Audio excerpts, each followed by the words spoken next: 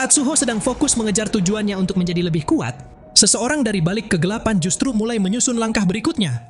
Dan tanpa disadari siapapun, sebuah aliansi yang seharusnya tidak pernah terbentuk akan menjadi ancaman terbesar bagi Sung Suho. 果たしてどこまで行けるか。悪魔の城攻略。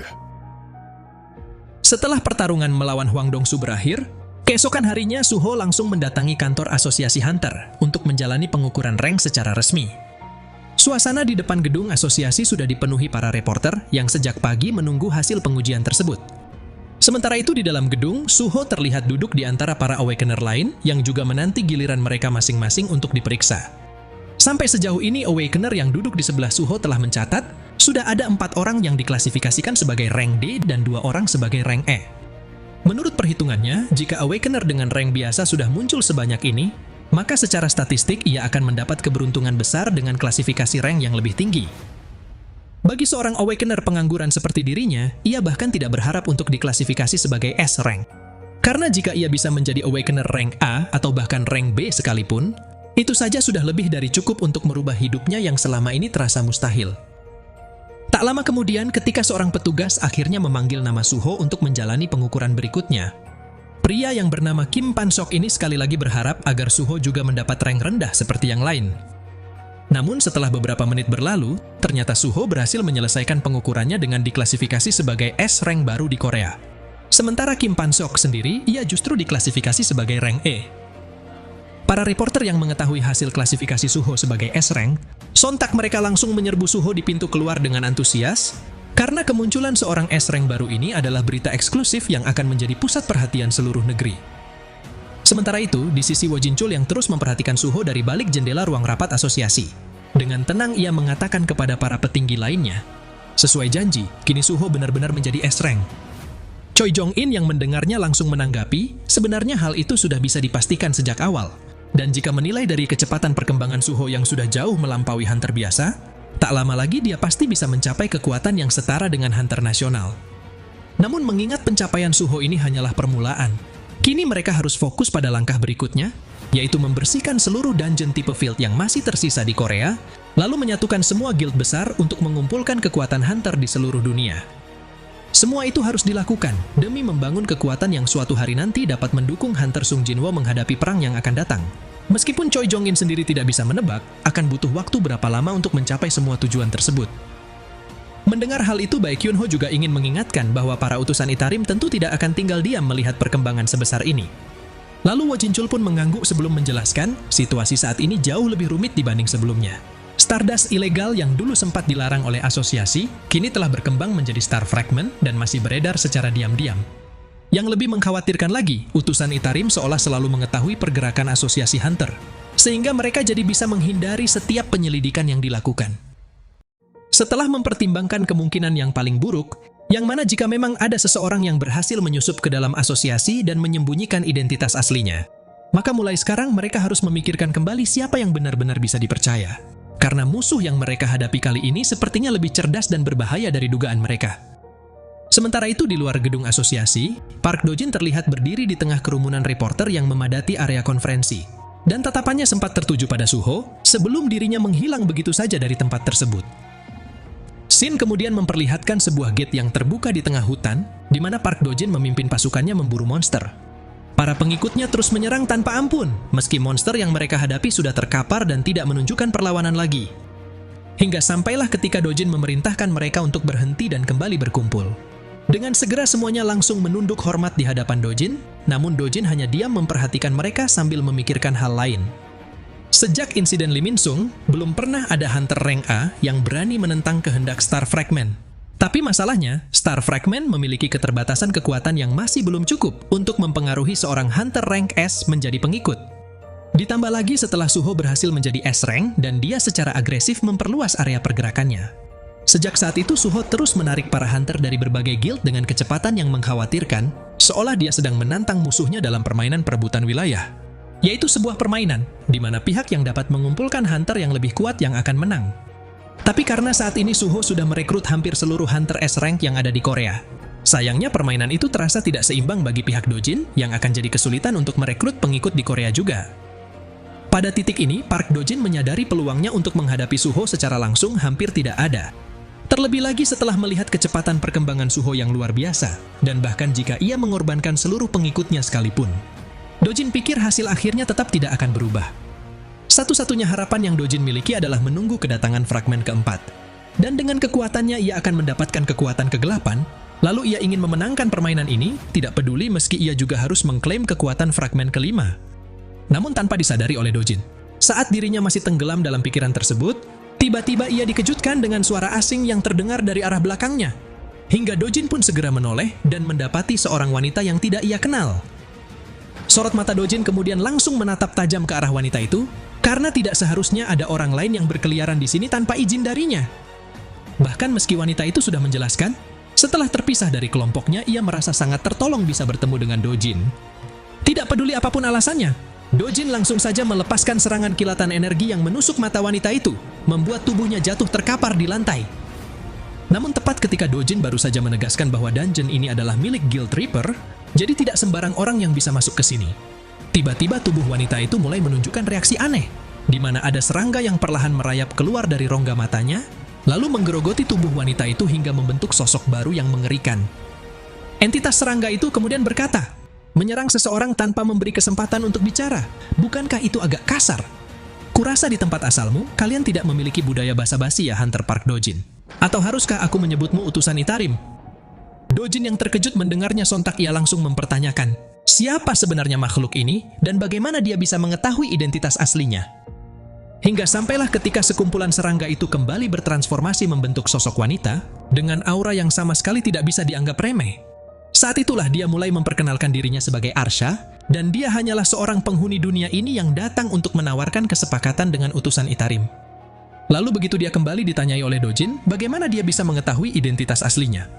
Sembari tersenyum tipis, Arsha menjawab itu cuma kebetulan saja. Semuanya berawal ketika dirinya melacak asal-usul obat Awakening bernama Stardust hingga menemukan sang distributor Lee Min Sung. Kemudian dari sanalah, ia mulai mengetahui keberadaan para makhluk dari dunia lain yang dikenal sebagai utusan Itarim. Sementara tepat ketika Arsha juga menambahkan bahwa ia memiliki kawanan serangga yang ahli dalam mengumpulkan informasi. Tiba-tiba kawanan serangga itu langsung dibelah oleh sebuah tebasan tajam, kemudian para pengikut Dojin juga langsung bergerak menusukkan pedang mereka ke tubuh Arsha.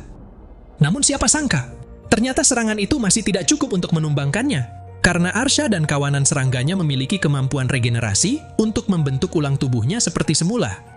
Terlebih lagi karena tubuh ini cuma kloningan, maka serangan apapun tidak akan berdampak padanya. Setelah melihat reaksi Dojin, Arsha menyadari sepertinya Dojin terlalu takut jika identitas aslinya terbongkar. Tapi ia segera menegaskan agar Dojin tidak perlu khawatir. Sebab tujuan kedatangannya kali ini bukan untuk mengancam, melainkan menawarkan bantuan. Arsha kemudian perlahan mendekati Dojin sambil menyodorkan Star Fragment. Dan ia meminta Dojin menganggap benda ini sebagai hadiah kecil, sekaligus bukti atas kemampuan yang dimilikinya. Selain itu, ia juga telah memurnikan seluruh Star Fragment yang beredar di pasar gelap, hingga dengan versi yang sekarang, Dojin juga bisa mengendalikan Hunter S Rank. Setelah mendengar semua itu, Dojin hanya tampak diam memperhatikan Star Fragment di tangannya yang kini memang terasa lebih kuat dan stabil. Ia benar-benar tidak menyangka, wanita itu berhasil menyempurnakan ritual rumit yang selama ini ia sendiri tak mampu melakukannya. Sementara Arsha yang melihat ketertarikan Dojin, dengan perlahan ia segera mendekatkan bobanya menempel di dada Dojin sembari berkata, aku akan terus memasok Star Fragment yang telah ditingkatkan ini untukmu. Tapi sebagai gantinya, mari kalahkan Sung Suho dan Shadow Monarch bersama-sama. Sebelum memberikan jawabannya, terlebih dahulu Dojin ingin mengetahui alasan kenapa Arsha memilih berpihak pada penjajah. Padahal Arsha sendiri berasal dari dunia yang sama dengan Sung Suho. Namun berhubung Arsha hanya menjawab, meskipun ia berasal dari dunia ini, bukan berarti ia harus berada di pihak Suho. Sayangnya jawaban tersebut belum cukup meyakinkan Dojin. Sebab jika Arsha memang berencana untuk membantu, seharusnya dia bisa saja muncul saat Lee Min Sung masih hidup. Mendengar hal itu, Arsha pun kembali mengatakan, menentukan pihak mana yang akan dia pilih adalah keputusannya sendiri. Jadi tentu saja ia akan memilih pihak yang lebih menguntungkan. Bahkan meskipun dirinya adalah salah satu dari keturunan monark seperti Sung Suho, tetap saja ia tidak pernah berniat untuk bekerja sama dengan keturunan Shadow Monarch tersebut. Pengakuan Arsha itu sontak langsung menarik perhatian Dojin. Karena jika benar Arsha adalah keturunan monark, berarti Arsha juga punya kemampuan aneh seperti yang dimiliki Sung Suho. Arsha kemudian menjelaskan, kalau yang Dojin maksud adalah Shadow Authority, maka ia tidak memilikinya. Tapi ia punya kekuatan lain yang tidak kalah istimewa, dan sekarang ia akan menunjukkannya secara langsung pada Dojin. Jadi bertepatan setelah Arsha baru saja mengatakannya, monster yang sebelumnya telah dikalahkan oleh pasukan Dojin tiba-tiba bangkit kembali, hingga membuat Dojin cukup terkejut, karena dia kira monster itu sudah mati. Namun ketika monster itu baru mulai bergerak untuk menyerang pasukan Dojin, dalam sekejap kawanan serangga Arsha langsung menggerogoti kepala monster itu, hingga menghancurkannya tanpa sisa sedikit pun. Setelah memperlihatkan kepada Dojin, itulah kekuatan yang Arsha miliki sebagai pewaris Monarch of Plagues, yaitu sebuah kekuatan yang membuatnya bisa memanipulasi dan mengendalikan pasukan serangga, serta menyebarkan racun mematikan. Di sini Arsha kembali mengatakan kepada Dojin, pepatah bilang musuh dari musuhku adalah temanku. Jadi bukankah kita akan saling menguntungkan jika bekerja sama? Tak lama kemudian, retakan dimensi yang disertai kilatan cahaya perlahan terbuka membentuk sebuah gate. Lalu Arsha pun terlihat melangkah keluar melalui gate itu untuk kembali menemui dua rekan yang sudah menunggu kedatangannya. Seorang gadis kecil yang tampak ceria kemudian langsung menghampiri Arsha. Ia penasaran bagaimana hasil negosiasi dengan utusan Itarim. Lalu setelah Arsha mengatakan bahwa negosiasinya berjalan lancar dan utusan Itarim setuju untuk meminjamkan kekuatannya, gadis kecil yang bernama Pia ini tampak senang mendengarnya. Sementara pria bertopeng yang berdiri tidak jauh dari mereka hanya terdiam tanpa mengucapkan apapun. Arsha mengungkapkan, mengingat yang ia lakukan tadi hanyalah menjawab beberapa pertanyaan mengenai dunia ini, lalu utusan Itarim Park Dojin langsung menyetujui tawarannya begitu saja. Ia yakin sepertinya keberadaan Shadow Monarch memang akan menjadi penghalang bagi tujuan utusan Itarim tersebut. Namun terlepas dari pihak mana yang akan dia dukung, ternyata tujuan Arsha melakukan negosiasi tadi adalah karena ia juga punya sistem level up yang mengarahkannya ke jalan itu. Dan Arsha percaya, pasti ada tujuan yang jauh lebih besar di balik setiap quest yang diberikan oleh sistemnya. Tapi berbeda dengan sistem level up yang dimiliki oleh Suho, sistem Arsha tidak berfokus pada peningkatan level dan pertumbuhan tanpa batas, melainkan lebih berfungsi sebagai panduan yang memberikan misi untuk membimbingnya menjadi seorang monark.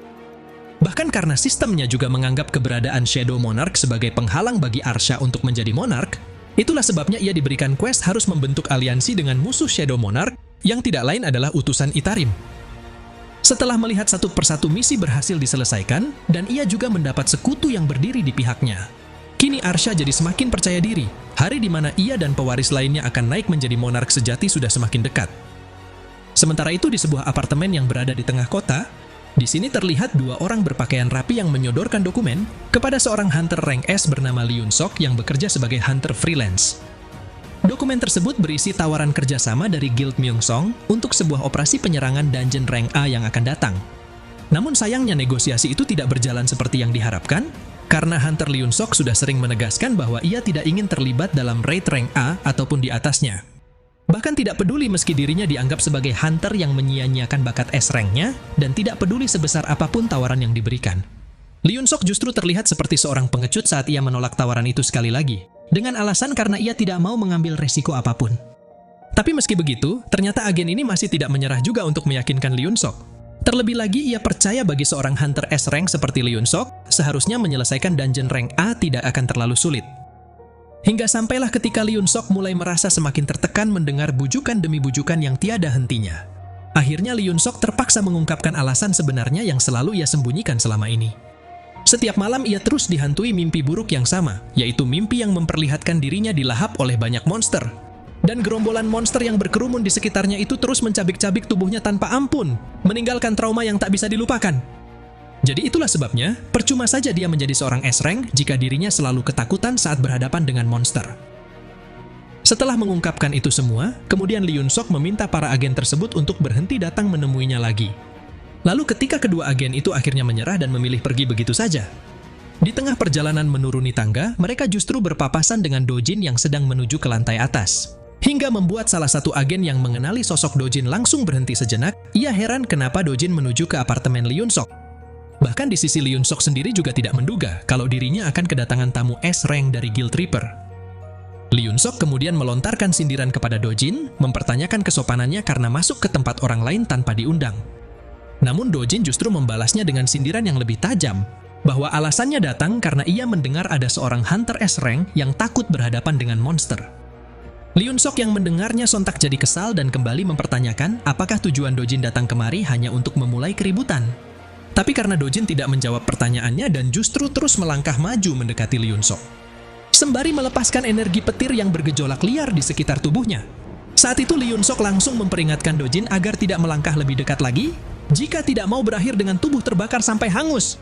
Namun ancaman itu sama sekali tidak membuat Dojin gentar. Sebaliknya Dojin justru langsung menancapkan Star Fragment di kepala Lee Yun-sok. Kemudian Dojin pun berkata, "Jangan khawatir Hunter Lee Yun-sok, mulai sekarang yang akan kau hadapi bukanlah monster."